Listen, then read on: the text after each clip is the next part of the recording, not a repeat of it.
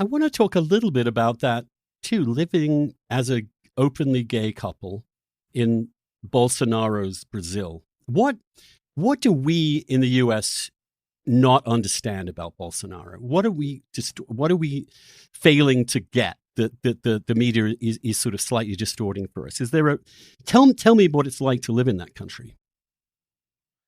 I mean, unfortunately, the Western media depiction of Bolsonaro has been so confused and misleading because the Western press thinks very rarely about Latin America.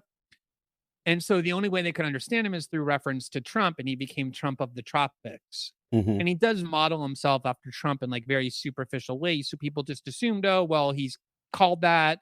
His kids, who are politicians, hang out with, Donald Jr. and Steve Bannon. So he must just be like the Brazilian Trump.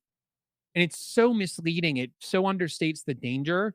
One of the reasons why I didn't think Trump was such a grave danger to American democracy isn't because I thought he himself wasn't dangerous, but because I thought American institutions were so powerful after 235 years. There's so much concentrated wealth devoted to stability. I think you saw that, right? Like a lot of institutions united to prevent Trump from any radical incursions that he might have made. Whereas Brazil's democracy is not 235 years; it's only 35 years. It just got out of a dictatorship in 1985, a very brutal one for 21 years. So half the population lived through it, including Bolsonaro, who was in the military at the time and has spent the last 30 years saying that he thinks military dictatorship is a superior form of government to democracy. He doesn't believe in democracy. He has said that explicitly without fail. He has militarized the government with these right wing factions who very much see things the same way.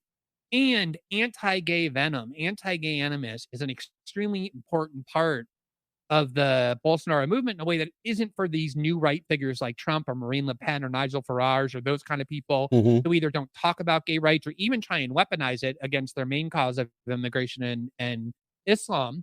And so he's really more like a throwback to those kind of autocratic, far right, like Pinochet leaders. I think he's more like uh,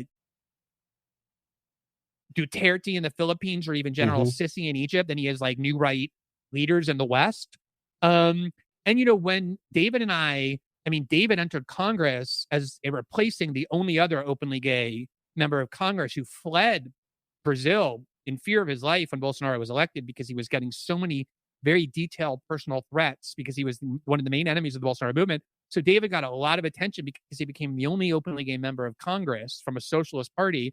And then when I started doing my reporting that was so destabilizing to Bolsonaro, he and I as a couple became Right. like prime enemy number one of this movement that, among so many other things, is viscerally anti-gay. And the fact that we are married, have two kids, we're presenting this image of a healthy, fulfilled family life, which is the reality that we have, that was very at odds with the image they were trying to convey to young gay youth, which is you're broken, you're going to be unhappy, you're going to be miserable if you don't abandon your sickness.